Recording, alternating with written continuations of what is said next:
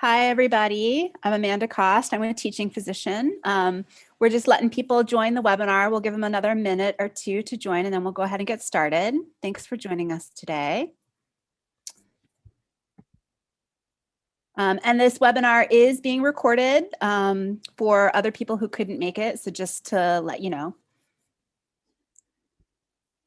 And hi, my name is Brian Hischier. I'm STFM's Manager of Online Education, so I help run Teaching Physician. Many of you have probably been in contact with me with regards to your subscriptions or with questions about how to make the website work. All right, so it looks like we have many attendees that have come, so we can go ahead and get started. So welcome to the first of 3 webinars about the win-win, which is how to use Teaching Physician to help your community faculty obtain precepting performance improvement credit through the ABFM. So this is the first session. The sessions are designed to be 90 minutes. We don't think that they're going to take that long. We probably have about 45, 50 minutes of content to run through, but then we wanted to make sure that there was plenty of time to answer questions and have a discussion if needed. So we're going to pause throughout the webinar to take questions and to just make sure that you all have everything that you need to do to be successful in this endeavor. So in terms of our disclosures, we run Teaching Physician. So I'm the editor of Teaching Physician. I've had that role since 2018. Brian actually predates me. Brian, how long have you been doing Teaching Physician? For quite some time, I think. About 7 years now, actually. So those are our disclosures in terms of this webinar. So a little bit around our agenda. So we're going to do some welcome and housekeeping. We're hoping to hear in the chat from you, like where you're from and that sort of thing. We're then going to kind of give a little bit of the lay of the land so that you know how all these pieces fit together. So we're going to talk about the ABFM Performance Improvement Project and what that is.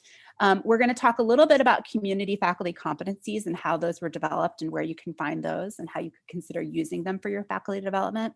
And then for those of you who, may be new to Teaching Physician or haven't seen, we've had a big expansion in the past year or two of our content. We'll just go through a brief overview of what Teaching Physician is and some of the tools and resources that are available. Once we've covered kind of what the general lay of the land is, we'll talk through the 7 steps that you'll need to undertake to be able to use Teaching Physician tools to create faculty development so that your faculty can obtain performance improvement credit. And we'll talk through those steps. We'll take about 10 or 15 minutes to do that. And then the remainder of this webinar will be spending talking about the first 3 steps. So we're going to do steps 1 through 3 for this webinar. We're going to cover steps 4 and 5 for the subsequent webinar, and then steps 6 and 7 for the last one. And the way the webinars are paced and what the kind of homework is at the end of each webinar is designed so that if you spend all 3 webinars with us and you do the homework in between, that by the summer, by July, you will have been able to implement a performance improvement project for your teaching physicians, for your preceptors, and that they will be able to obtain credit. So if you just kind of keep on with what we say you need to do, then you should be able to get those folks credit by the end of the summer. Like I said, we have about 30 minutes at the end for Q&A. We'll do about 20 minutes about Q&A, just about the process of what this looks like, the ABFM sign up, that sort of thing, questions about how to use Teaching Physician. If you have any questions in particular around Teaching Physician itself and how to sign up or how to use it, Brian can answer those questions for the remaining 10 minutes. And then if you all are good to go and you don't have any questions, then we'll all be done a little bit early. All right, so next slide. All right, so welcome again to our webinar. Brian's going to go through a couple of housekeeping tips just in terms of how to use Zoom to get the most out of the webinar. Yep. So thanks, Amanda. So what we're going to do is you can use the chat box to send chats to everybody. One of the features of the software is that you can select who you send the chat to. So we do recommend that you set it to presenters as well as attendees. if you have just a general comment to make. For questions and answers, we recommend that you use the Q&A panel. That will send that directly to me, and I'll be monitoring those questions in the background as Amanda is presenting. So feel free to use the Q&A section to add your comments. We will be sharing our screen at times at various places. So we'll switch over to the web and do some demonstrations there, and then bring you back to the PowerPoints themselves. And that should work out pretty good. Like Amanda said, we'll have questions at the end for both teaching physician and this particular topic. You'll see here, if you need to visit these websites yourself, we have teachingphysician.org will take you to the website for teaching physician. And then we have the stfm.org/ABFM PI Toolkit. This link will take you to sort of the hub that we're using to talk about performance improvement credit today.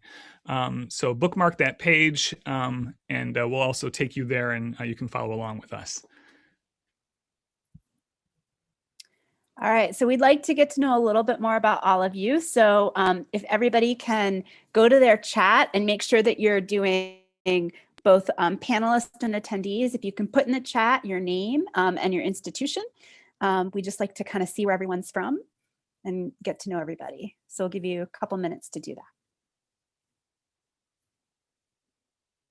All right, so this is great. It looks like we've got folks from kind of all over the country. Some folks at osteopathic schools, some folks at allopathic schools.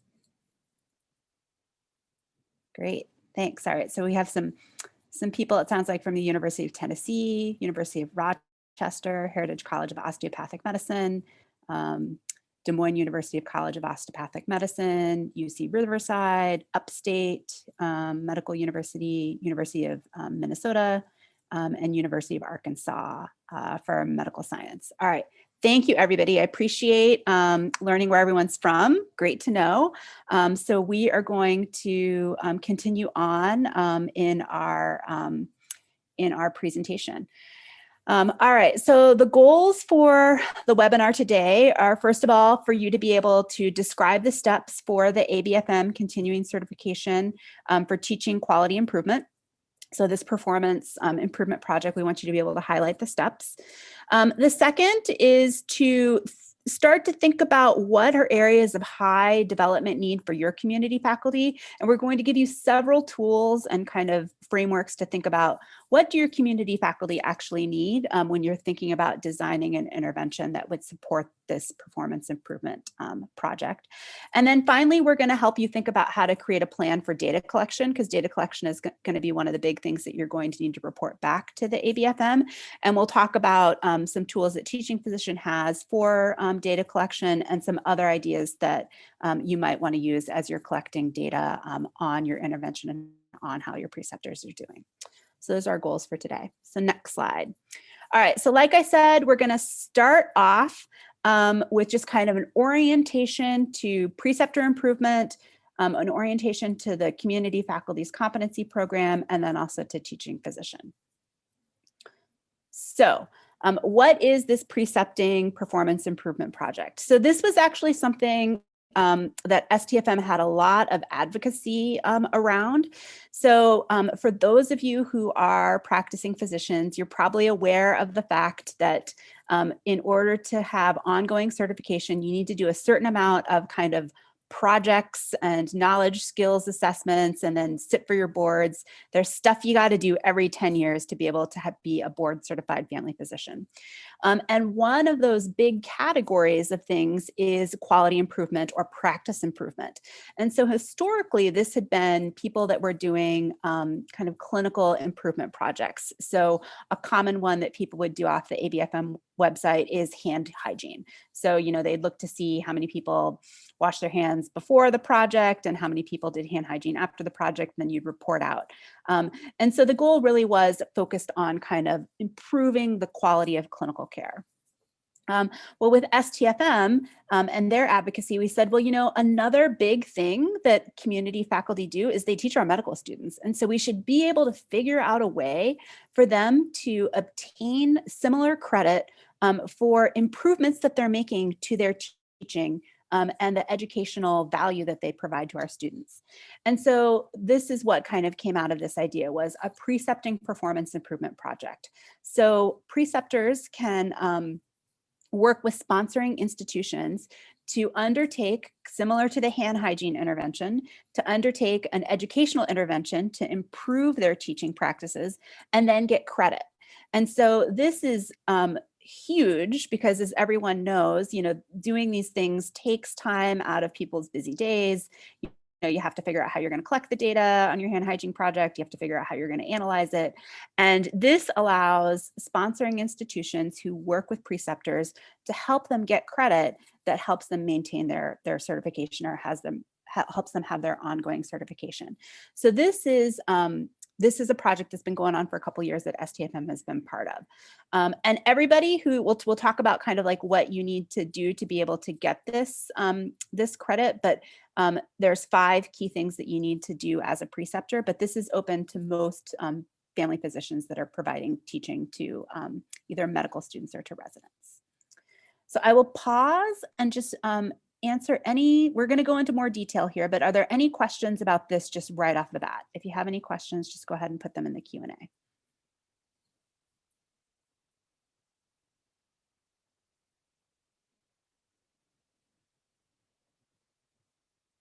Oh, yes, we will add the link into the chat. Brian, can you work on that? There's a question about, can we add the link into the chat? And we will do that. And we'll give you also a list of links at the end too. All right. Thank you, Brian. All right. So next slide. All right. So now that you know kind of this about this preceptor performance improvement project, we're going to talk a little bit about this other project that STFM did, which is around community faculty competencies. So this kind of developed along the same timeline, maybe a little bit later, as the performance improvement project. And it started off with the collaborative on faculty development within STFM. And they were thinking about, like, how do we kind of create a list or domains of faculty physician or faculty family medicine faculty competencies in general. And then they realized, we're leaving out like a large kind of section of our teaching force, which are the community faculty that host our students in their clinics, on their inpatient services, that sort of thing. And so we also need to make sure that we have articulated a list and some domains around what does a community physician need in order to be a successful teacher. And so this was built on some work that was published in the Family Medicine Journal from one of our colleagues, actually a rural site. He started out and created a list. And then there were some standards setting meetings that occurred with the collaborative, and then also a bunch of kind of survey and consensus building amongst kind of the wider STFM organization. So what the collaborative finally came up with was kind of 5 general domains of, these are the areas that every community physician needs to have some knowledge, skills, and attitudes in order to be a successful teaching physician. So the first one is on teacher and professionalism. The second one is on teacher and learner and how they interact. The third is on teacher and assessment. So how am I assessing the learner? How do I interface with the school or the sponsoring institution? The fourth is on teacher and content. What exactly are you teaching? How do you figure that out? And then the final one is on teacher and environment, the learning environment and the clinical environment as well. And so this is really helpful in terms of thinking about, where are you going to target your faculty development? I'm sure as you're looking through this list, you're probably thinking to yourself, oh yeah, I actually maybe need to do something on teacher and assessment, because people seem confused about the mid-clerkship feedback form, or they seem confused about how to complete the EPA milestone document for the residents. So this is really, again, designed to help you figure out, where are your faculty, and then kind of where are they going and what are the next steps. Now, it's important there are a couple things that are important to know about the levels of these different domains and the different competencies themselves. So the goal is not to get everybody to the very kind of end level.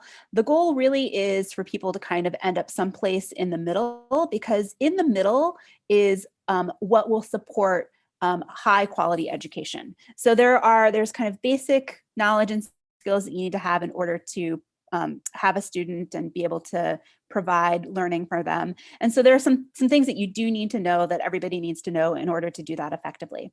But there are some other things that maybe you have or your community faculty have a personal area of interest that they might want to, kind of take their competency in that level to a little bit higher level.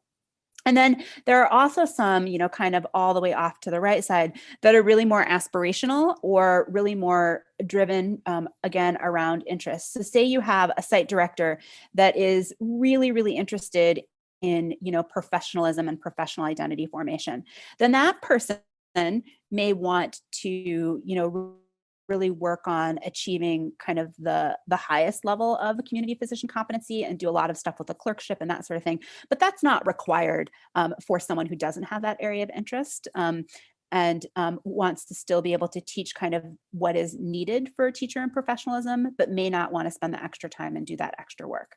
So that's just kind of a little bit of an orientation to how the competencies were developed, the 5 domains, and how they're kind of structured in terms of thinking about what level do you want your community physicians to be at.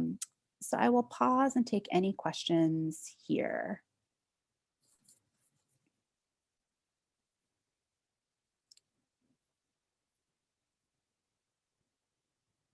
I'm not seeing any questions in the chat or in the Q&A. So again, that's fine if you don't have questions, no worries, or you think of questions later, just let us know and we'll, like I said, we have plenty of time at the end of the webinar for Q&A. All right, so next slide. All right, and I'm going to turn this over to Brian to give you kind of an orientation to teaching physician. Hello again, everybody. All right, so Teaching Physician, what is it? So Teaching Physician is a website hosted by STFM. It is a comprehensive web-based resource that provides just-in-time learning to community faculty or any faculty who you decide to distribute this to. What we mean by just-in-time learning is we wanted to create something that would give community preceptors or faculty almost instant information. So let's say they have a new learner arriving tomorrow. They can review some information about how to welcome that learner into their clinic. Or maybe, like Amanda said earlier, mid-rotation feedback. They can quickly do a search for a topic and find something that they have a question about. What I'm going to do is switch over to showing you the website itself. So I'm going to switch the screen share here.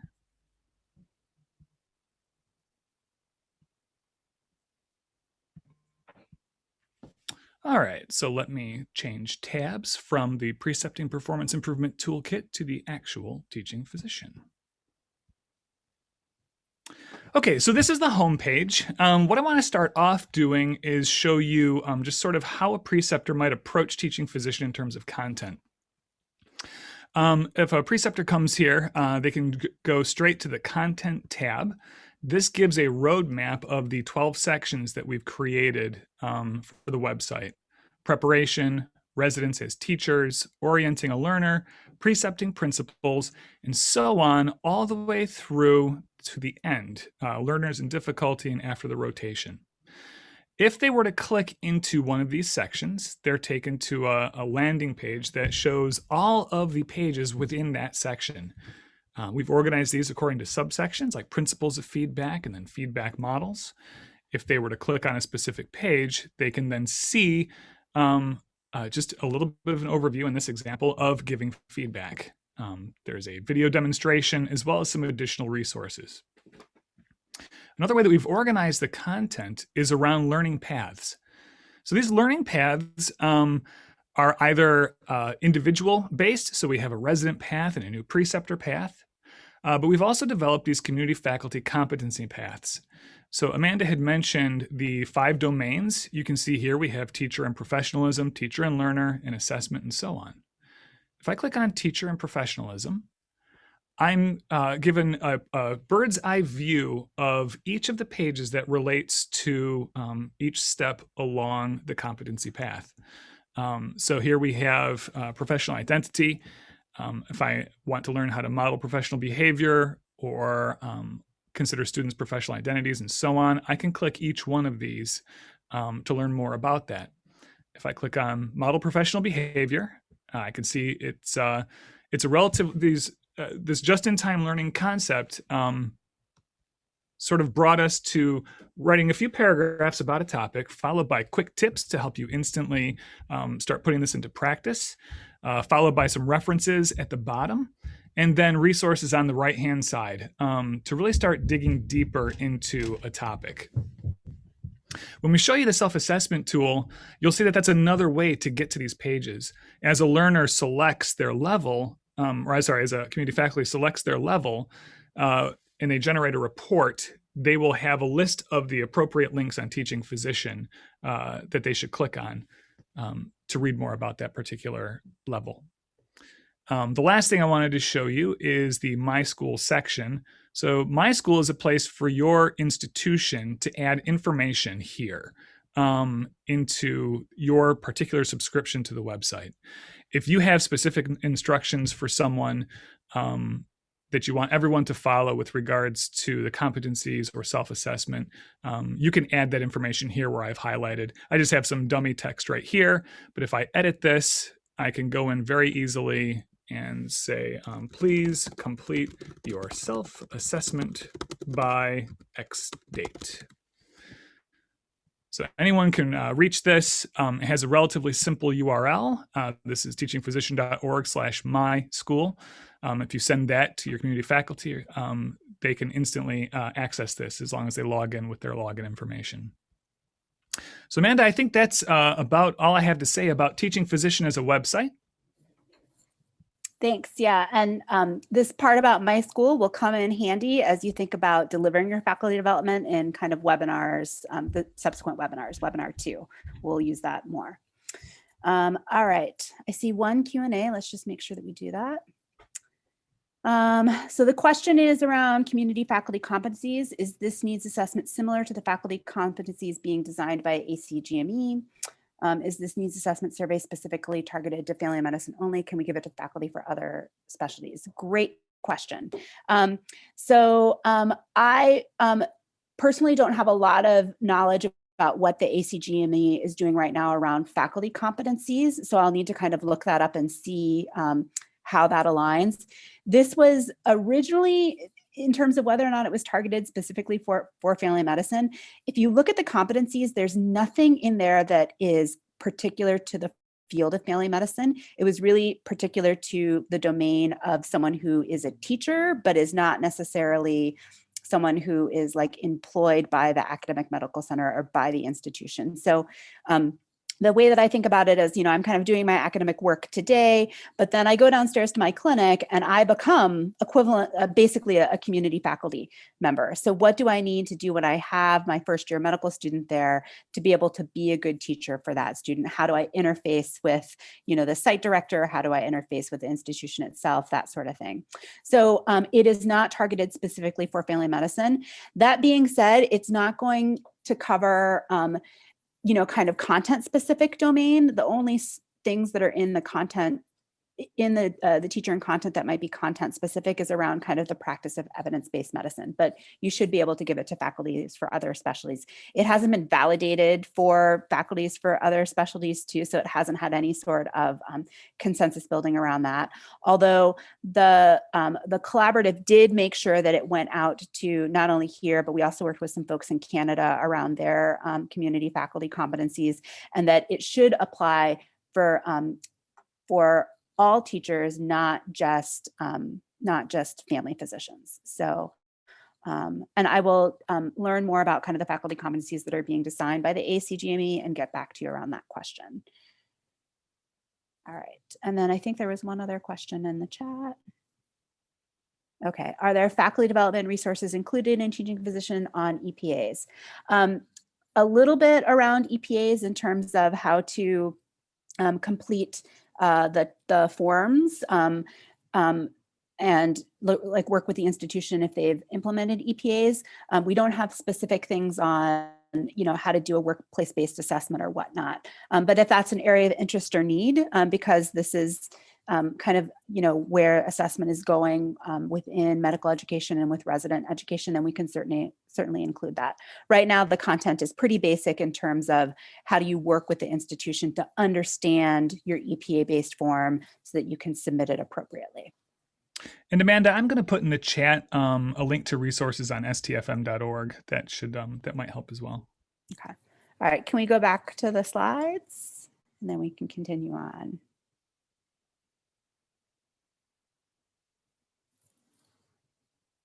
Brian owns the slides, so all right, great.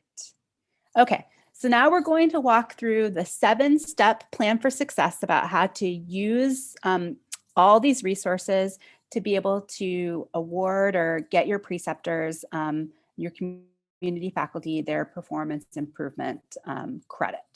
So next slide. All right, so from start to finish, this tells you everything that you need to know. So the first thing you need to do is you need to register with the ABFM. And there are 3 things that the ABFM says in terms of a sponsor or sponsoring organization that you need to be able to do. So one is you need to have auditable record keeping, and we have some materials that you can use to kind of create those records.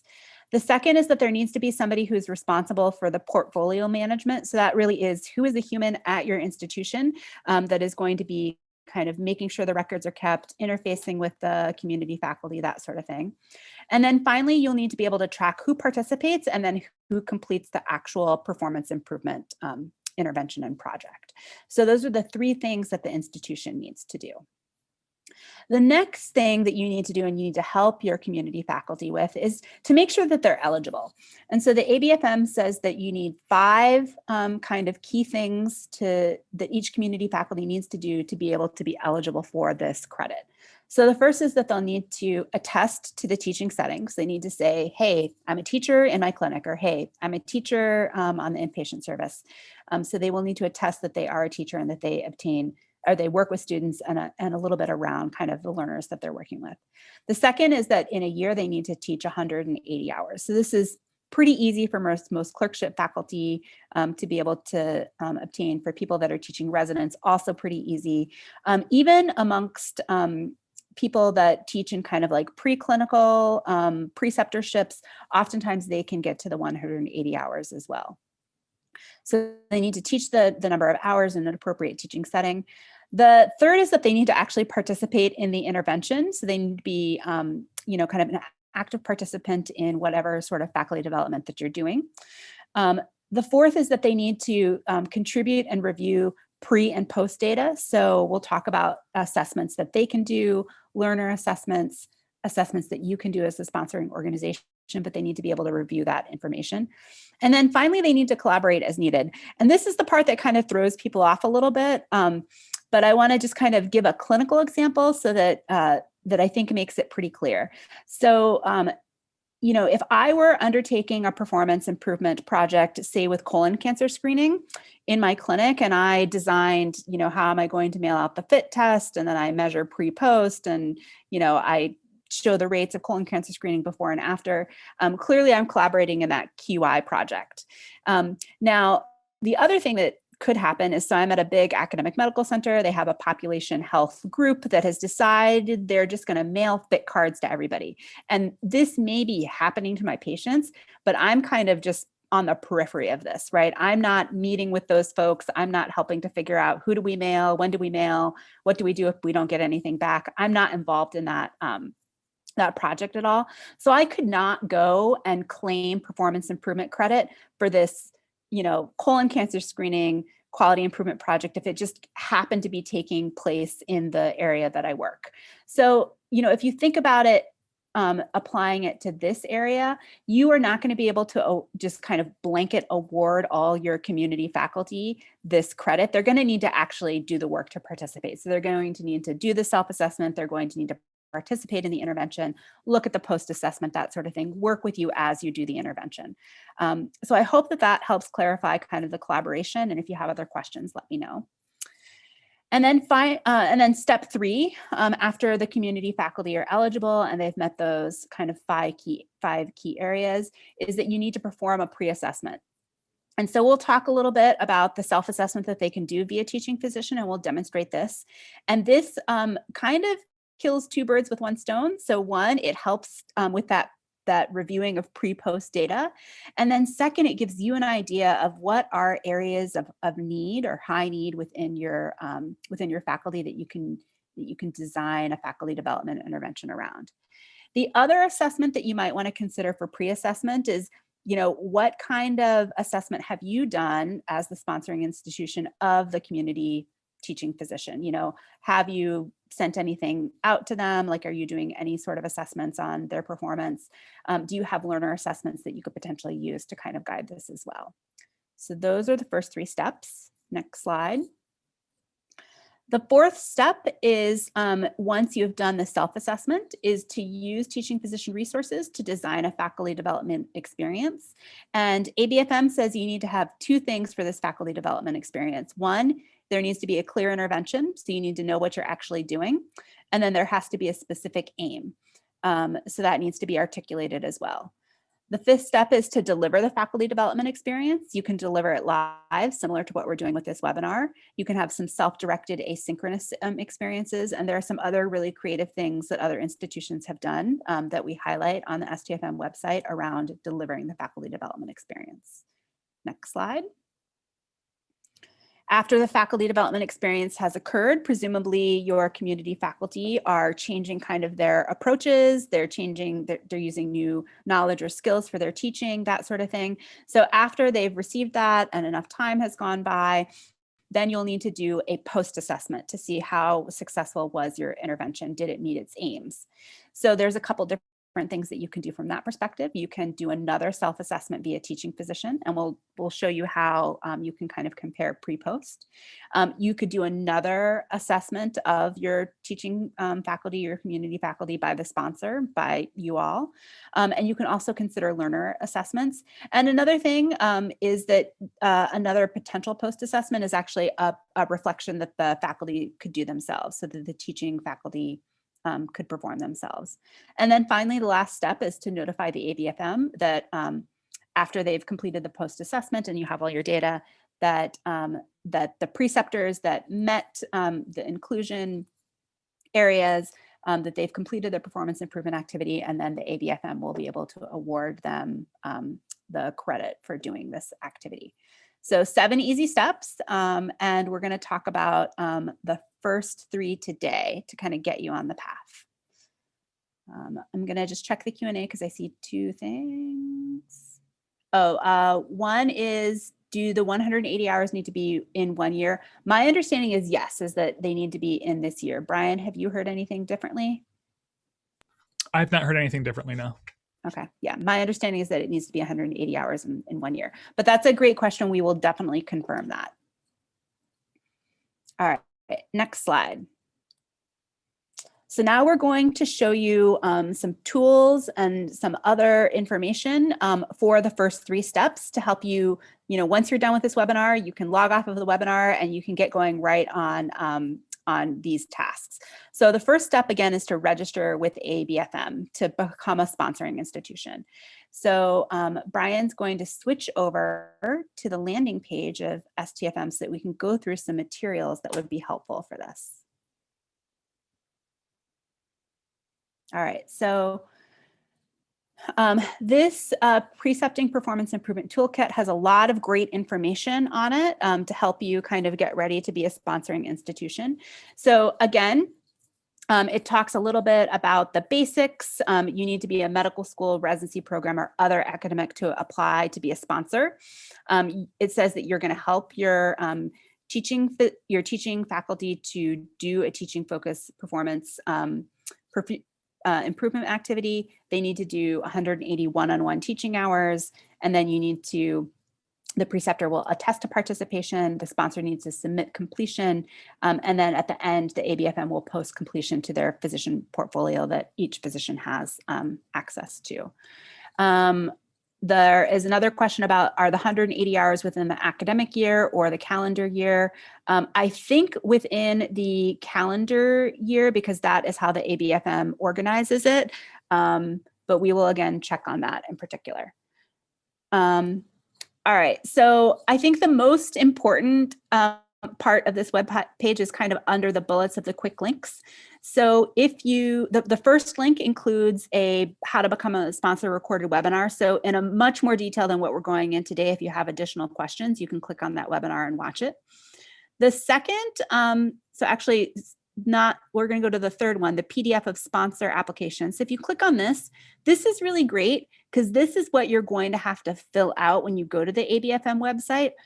So this is just basically a PDF that will go through all the things, all the questions that you will need to answer as you become a sponsoring institution. So it's just a PDF to know what's the data that you need to gather in order to become a sponsoring institution.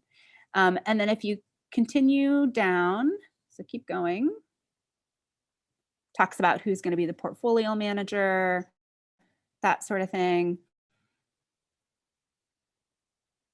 If you get down, it again just gives you an idea of what are the requirements. So pause here. We've talked a little bit about the organizational requirements. So the sponsor needs to, again, have auditable record keeping. There needs to be a portfolio manager who oversees kind of the portfolio, the reports, the physician completion results, that sort of thing. And that you need to be able to track who is participating and then also tell the ABFM who has completed the project. We talked a little bit about that the project needs an aim and intervention.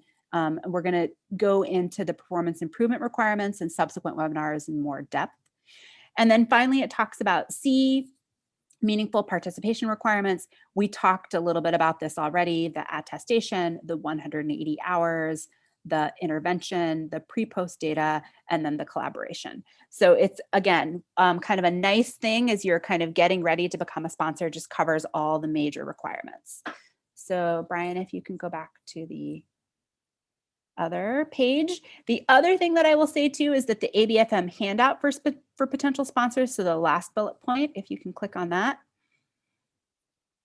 This again covers most of what was on that other PDF that we saw, but if you just want to say you're going to go to another member of the faculty and say, hey, I think we should become a sponsoring institution, and they're like, okay, what are the things that I need to know? This is a really great brief 2-page handout that just talks about what are the requirements to participate in this program, and then doesn't have all the other things around what is actually the web page that you need to fill out. So this is a really good brief overview.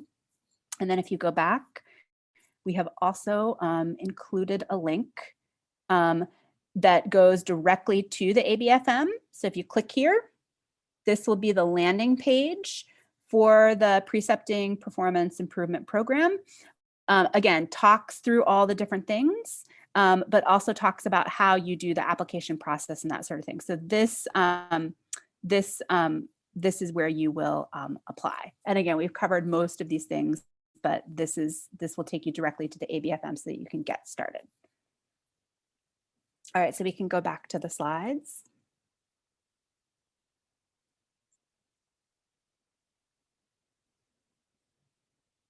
So that is step 1, registering for the ABFM.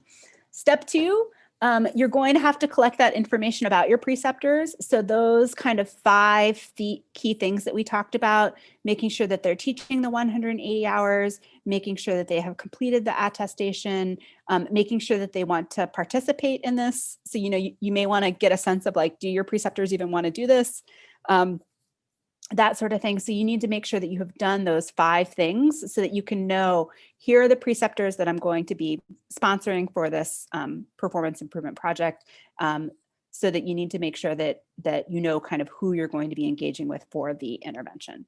So step 2 is, after you've registered, to collect the information about the preceptors to see who qualifies to participate and who you will include in your record keeping and be submitting in your institutional portfolio around completion. And then next slide. So step 3 is to perform a pre-assessment. And this is, again, going to do 2 things. So one, it's going to help you figure out what kind of faculty development you should offer your preceptors. And then it also is that first step in kind of the pre-post of the quality improvement project around where are the preceptors coming before you kind of implement your project. So we're going to walk you through how to do a self-assessment within Teaching Physician. So Teaching Physician has a couple of really nice tools that are based on the community faculty competencies. And so I actually get to share my screen on this. I'm going to walk you through kind of what your preceptor would do if you gave them this demonstration, or if you gave them the self-assessment, and then what the output would be like. All right, I'm going to stop your screen sharing, Brian. Okay. All right. So again, at the top here, this is our Teaching Physician website. If you click here on self-assessment tool, it goes through the community faculty competency domains. And the good thing to know is that it is anonymous and that the preceptor really is doing their own self-assessment. So I talked through these levels a little bit before. This is the competency domain and then the competency name. And so, some people this may be completely new to them. And so if they feel like they're not consistently demonstrating professional behavior, then you can also say, start at the beginning for me, right? Maybe you go over here and you don't know a lot about conflicts of interest and how to kind of talk to students about it. Start at the beginning for me will get you to the resources that you need that will support kind of the demonstration of that first competency level. So basically what your faculty does is they just go through, and I'm just going to click kind of in the middle here. This is what I think as I'm doing the self-assessment where I am. And then if you look over here, there's also this thing saying, is this important to me? So maybe these are the things that your preceptors think are really important and that they want to learn about. Now, let's say that I feel like I'm in a better place for teacher and learner, teacher and assessment. I know a little bit more about that. So I feel okay with that. Same with the content. So I go through, doesn't take a super long time. And as you all are kind of like looking at this, you can probably see, to answer the question before, there's nothing particular about family medicine in here. It's talking just about clinical teams, about orienting learners, incorporating learners, that sort of thing. So if I scroll back up, let's say that I have decided that, these professionalism ones are really what's most important to me. I want to focus on these as a community faculty. I go down to the bottom. They can see what they've clicked on. I get a little thing that says I completed the form and I've marked 6 competencies that are important to me. And so then I click submit, it saves. And then there are a couple different things that your preceptors can do. They can download a PDF, and I'll show you what that looks like. They can bookmark the link to this page so they can get back to it. We also have a nice thing around adding to the calendar to remind them to do it again in 6 months. And so this is kind of one thing in terms of just seeing how are they developing along the way. Preceptors can complete this multiple times. So if I want to look at the PDF, I can actually, it creates this really, really nice PDF of what my results are. Again, the self-assessment is anonymous. It has at the top just all the learning paths that we talked about around the competencies. And then it becomes personalized. So it says, here's where I am. And what will happen is with later self-assessments, I'll be able to see, okay, did I move over into this box? Where am I changing? And then what it talks about is in terms of professional relationships, it's my current competency is this level, recognizing the importance of effective professional relationships. But the next competency level is I want to help learners identify areas of conflict in professional relationships. And then if I click on this resource here, this takes me to the Teaching Physician page with that just-in-time information around some background knowledge, some quick tips to be able to demonstrate these knowledge and skills. And then also includes some references for preceptors if they want to do some more reading on that area. And then on the side, we have a couple of more resources if the preceptor wants to learn a little bit more around identifying and managing conflict. So the preceptor themselves can kind of look through this if they want to do their own self-assessment. if I click back here, it goes back to my PDF, and then I can just kind of continue to scroll through, see where I'm at. It's a good kind of a pre and post assessment, so just will automatically show you where all your preceptors are. So I will stop sharing my screen. And then Brian, if we can go back to the slides. So that is how the preceptors can do the self-assessment. Now, the preceptors will need to take the PDF and send it to you so that you can look at it and collect it. And then this is also, again, making sure that you've completed step one of the performance improvement part, which is like doing the pre-assessment. All right, so I will pause and take any questions around the self-assessment demonstration.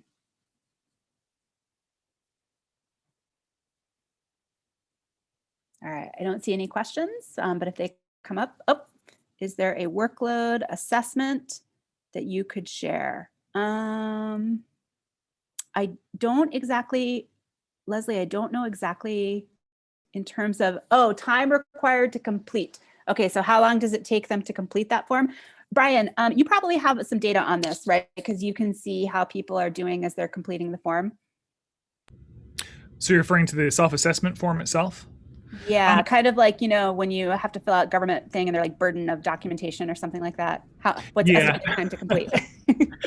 My suspicion is it takes about 10 minutes to do. I'm sure some people can go a little bit faster as they hit topics that they're already pretty familiar with. They're gonna mark themselves pretty quickly. If they're uncertain, they might stay in a row a little bit longer. But I think about 10 minutes is about what they can expect to take. Yeah, and we've had a number of people complete this, so we can also look back through and see kind of, what's the average amount of time to do this. We don't think that this should take too long for people to do. All right, next slide.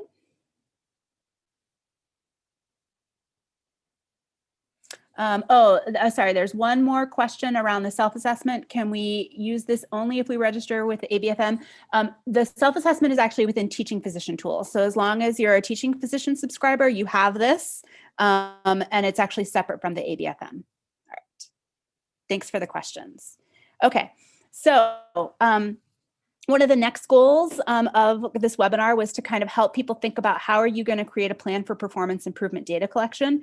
And so we've talked a little bit and demonstrated one tool that you have. So it's this teaching physician self-assessment tool that you can, again, do pre and post with your community faculty.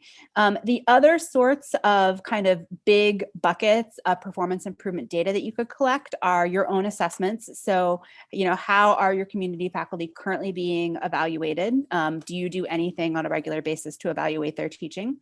Another kind of area might be learner assessments. So most schools or most institutions have a way of learners to give feedback or evaluation on their teachers. So that could be another potential bucket of information that you could use for the performance improvement data collection if you're going to do pre-post. And then a lot of the performance improvement projects that were kind of piloted by STFM included a self-reflection by the community faculty, so by the preceptor. So they'd actually say, okay, feedback is an area that I know that I need to work on. I've kind of struggled with it in the past. Here's the current thing that I'm doing.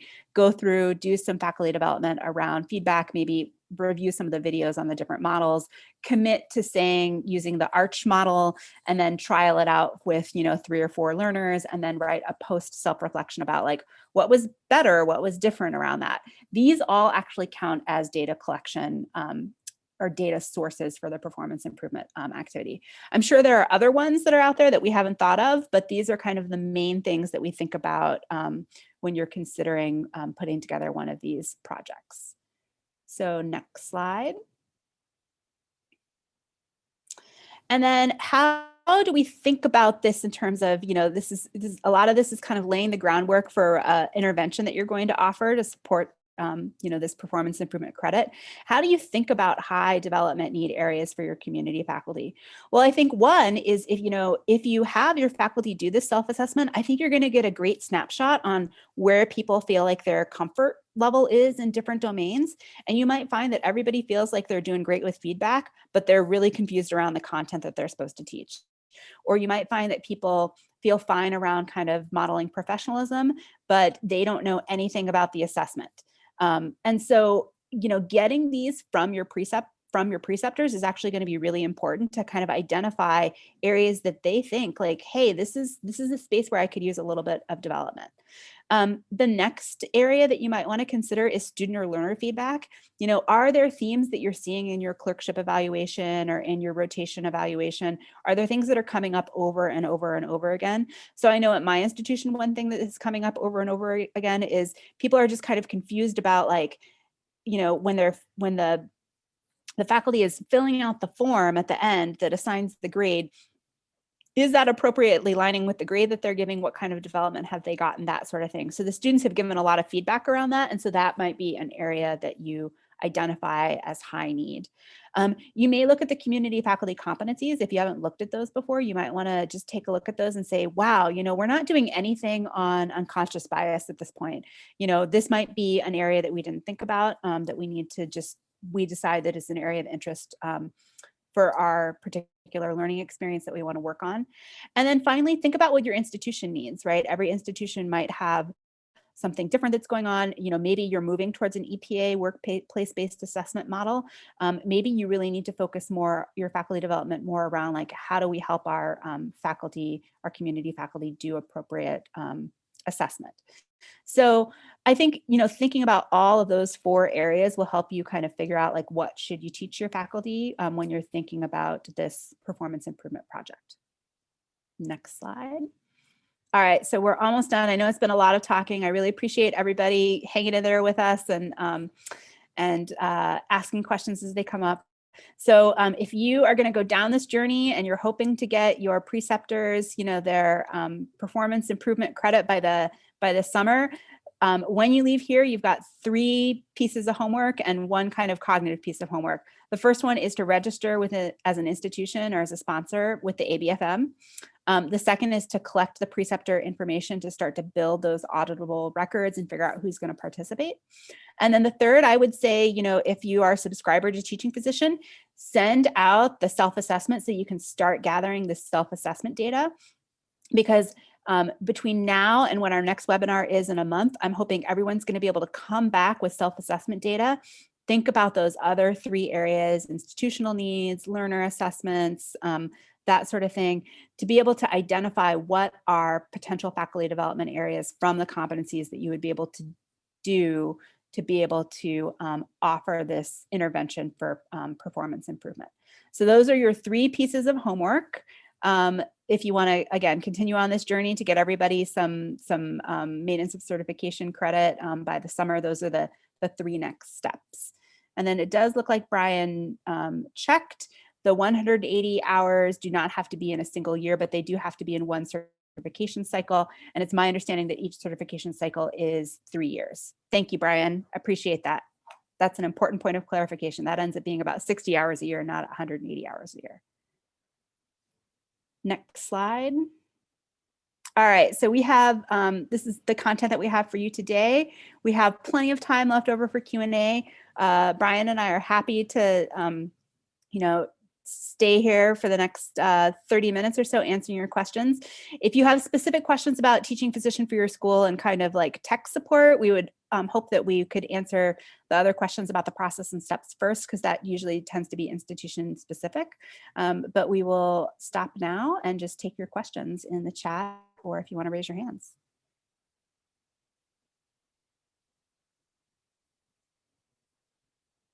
All right, Brian, do you know how to give Kenneth the opportunity to, or maybe I can click on this, allow to talk? I'm going to try to give you the ability to talk. Kenneth, here we go. Hi, can you hear me? Yes, it worked. Yay, great.